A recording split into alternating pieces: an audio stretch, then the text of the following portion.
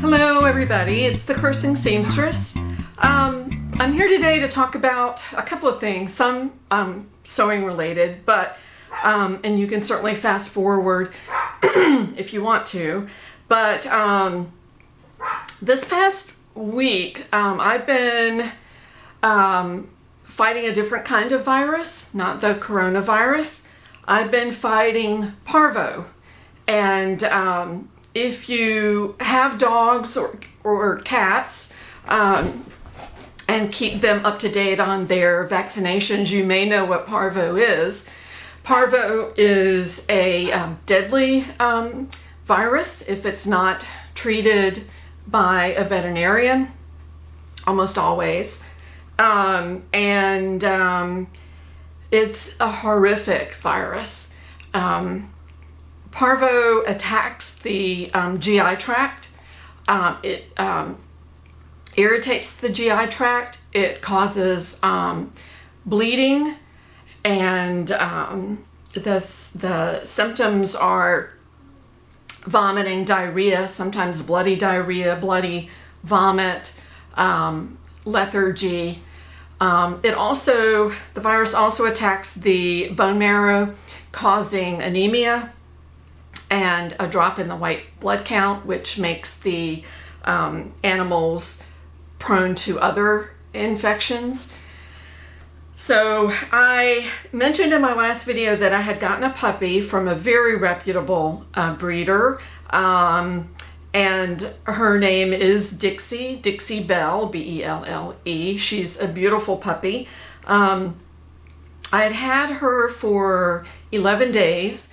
The 11th day was a Wednesday. She had gone nowhere since I had picked her up from the breeder, except to the veterinarian for her second set of inoculations, which included the second Parvo shot. A week and 2 days after that vet appointment, in the afternoon on Wednesday, Dixie vomited. It was about 4 o'clock in the afternoon. That was followed by diarrhea and extreme lethargy. The next morning I got up way early, I don't know, 3 o'clock in the morning, to check on her because I was so worried about her, and still very lethargic. She was not eating, wasn't drinking. And so I called my vet and took her in, and he examined her. Everything at the vet now is done with you sitting in your car, the vet technician coming out, getting the pet, the vet calling you on the phone, asking what's wrong, that kind of stuff. So anyway, he gave her an anti-nausea med, sent her home with an antibiotic. He did do a GI x-ray, which was normal. He actually was concerned that she may have swallowed a thread because I sew, but that didn't seem to be the case. He did not check her for Parvo, and I didn't ask him to. I don't even think I thought about Parvo until later, but I think his thinking was that she had already been vaccinated twice, and so that was not at the top of his diagnoses. Friday, that was Thursday. Friday, she still wasn't eating, very lethargic. Saturday, I was up with her at, I think, 2:30, checking on her, and she vomited blood. She had had diarrhea in her little kennel. Actually, it's a big kennel. And vomited blood, and it was bright red blood. And so I knew, I had to do something. So my vet did not have an emergency. He was not on call. So I called another vet who I have used, and called her emergency number, left a message. I didn't hear back from her. So I ended up calling a 24-hour vet hospital located, actually I called several, but I ended up deciding to take her to the one that was closest to me. And that was about an hour and 45 minutes away. So I was there, I don't even know what time, maybe 7 or 8 o'clock in the morning, something like that. The same thing, sitting in the car, talking to the vet, talking to the technicians back and forth, making sure that payment was secured.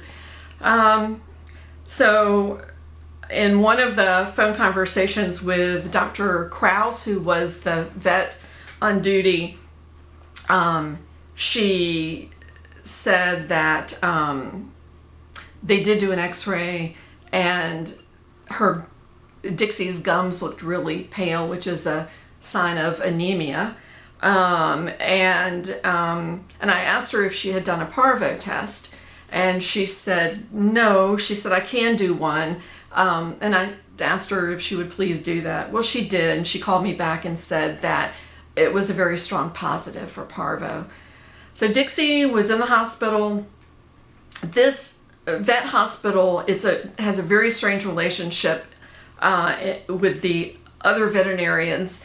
The hospital is only allowed to be open when other vets are closed. So they're open all weekend, and they have to shut down during the week at 8 o'clock when other vets start to open up. So, and I had gone through this with Woody, the Jack Russell. He was bitten by a moccasin the first year, I think it was, that I lived in the house that I live in now. So I knew that. And actually with him, they were so good. When they shut down, one of the vets would take him to one of the veterinary day clinics. He would stay there all day and get treatment, and then somebody from there would take him back to the hospital where they were open all night. So anyway, I knew I had to pick her up Monday morning. She got fluids, her sugar was low. They gave her dextrose, anti-nausea medicine, trying to think what else, an antibiotic, and that's all I can think of. But the big thing is getting fluids, because they die of either another infection or dehydration. And so I knew I had to have somewhere to take her Monday, whether it be somewhere in Greenville, which is where the hospital was, or if I could work something out with a vet here. I knew I couldn't get my vet on the phone because he wasn't on call, so I called the other vet that I've used in the past, and she answered. I told her the story and asked her if she would be willing to take care of Dixie, and she said that she would. She's a wonderful vet. She lives across the street from her clinic. It's not a hospital, but she gets up in the middle of the night if she has a sick dog or cat or whatever and checks on them. She's very dedicated. So I was relieved to know that I had a place to take her. So I picked her up. I was at the hospital at 7:30. I left my house at 6, got there about 7:30, 7:40. And that's Dixie now. So picked her up, took her to Cheryl. She was cared for by Cheryl 3 days, Monday, Tuesday, and Wednesday. Still wasn't ready to go home. She was even thinking she could go home Monday and then Tuesday. And as it worked out, it was Wednesday afternoon. It was when they were actually getting ready to close, and I was able to pick her up and take her home. I went one day, I think it was Tuesday, and sat for about an hour because she was in quarantine. This virus is extremely contagious. So she was in quarantine, so I sat in the quarantine room with her and tried to feed her and get her to drink. And she really wasn't eating or drinking a lot. But at least she could see me and smell me and recognize me, I think. So Wednesday I was able to take her home. I came home with Carafate, which is something to help kind of coats the GI tract, and an antibiotic twice a day for both of those, and all kinds of really soft foods, 1 liquid food and 2 cans of soft food, and instructions to keep her quiet, to keep her in her kennel, and allow her to recover slowly. And it was so interesting because when I got home and I was carrying her in, I pushed the garage door, put the code in, the garage door opened, and she recognized the sound. As soon as I did that, she started squirming a lot and wagging her tail.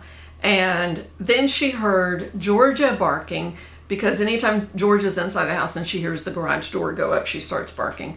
So she heard Georgia barking, and Dixie just started wiggling and trying to jump out of my arms. So, and then when she saw Georgia, the same thing. So she knew, she recognized that she was home. She's very, very smart. And so got her in, and to make a long story longer, she was just better already being home. It was just amazing. So so I'm still giving her medicine. So that was, I brought her home on a Wednesday. Today is Sunday. I'm getting ready to watch church on the internet. But so, I mean, within a day, and she wanted to eat regular food, probably on, let's see, Thursday, she was wanting to eat regular food. She would steal over to where Georgia's food was. So I just had to pick Georgia's food up and not let her get to it.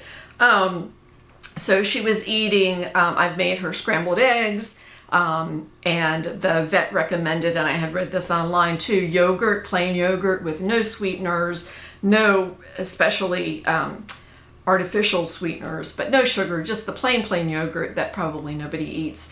And she loved it, and Georgia had to hone in on it.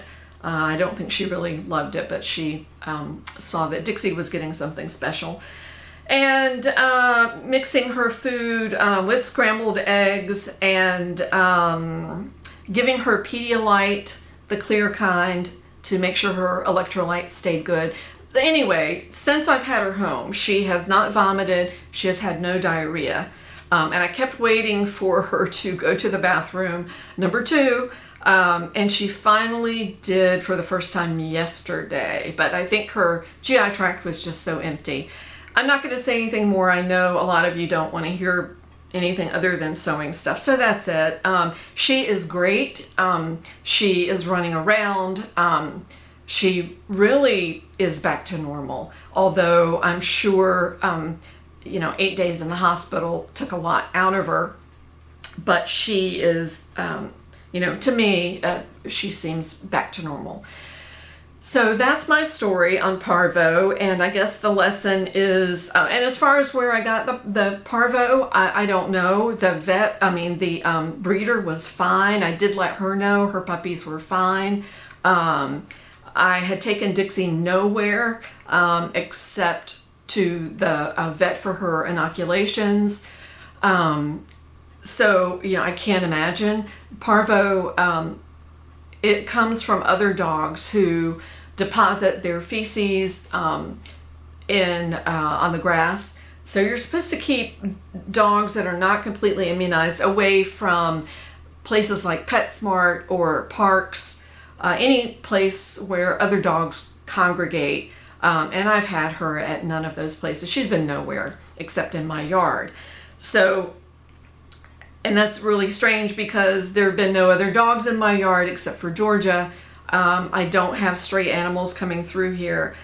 But the vet let me know that it's not only dogs, but it's wild animals, coyotes, and I don't know what else that can deposit droppings, and they could have Parvo. It's the only thing that I could imagine as a way that she could have contracted it. I don't know.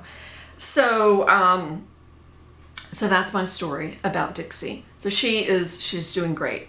I'm going to go ahead and put in the other half of this video. I had recorded this once and it just disappeared. I'm sure I am responsible for it disappearing, but so this is the second recording. I'm going to piece these two together, and I'm going to show you some things that I bought. I ordered online, and let you take a look at those. Let me show you Dixie. I'm gonna go get her real quick and just let her make an appearance, and I will be right back.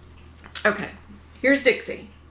She is a beautiful puppy. She's a red miniature poodle. She's kind of squirmy, but she's sweet as can be, and I'm glad she's well, and that's all, I guess. So stay tuned for the rest of this video. Bye-bye. I needed some thread because I've been sewing quite a bit, and I've been using up thread that, a lot of the thread that I'd gotten at thrift stores. And I didn't worry so much about my thread matching when I was making the mask because I thought they were more utilitarian than pretty. But I went online to sewing parts, online.com. I've been on there before and looked around. I think I was missing for my serger, I needed a hexagonal screwdriver. And I think I looked on there and I almost ordered, but then I realized I could find it locally at my Ace hardware store, which is what I did. But I like what they have. They have a ton of stuff. And I was looking for Gutermann thread. I do like that thread. And so I bought some thread. I bought a lot of what I found that I was lacking in, and I'll just show you some of the colors that I got. You know, I don't sew a lot of orange for myself because I don't wear orange. It just doesn't look good on me. But this is such a pretty color, orange, and I do use orange for crafts and things like that. I did use a lot of aqua thread for some reason. So I got that. That's a very pretty color. And I got two of a similar color. I think one of them fell. This is just like a real pretty light blue. I got two just real useful blacks. And I got a royal blue. These are cotton and polyester threads, by the way. Two, you can't see those, whites. And I paid for these, they were $1.99 each. And I noticed that I have not bought good scissors in a long time. I have had scissors sharpened, and what I would do was to contact the woman who cuts my hair and find out when her guy was coming to sharpen her scissors. As you know, hairdressers need scissors that are really, really sharp. So I would leave a couple of pairs of scissors there for him to sharpen and just pay her, reimburse her. But I bought these.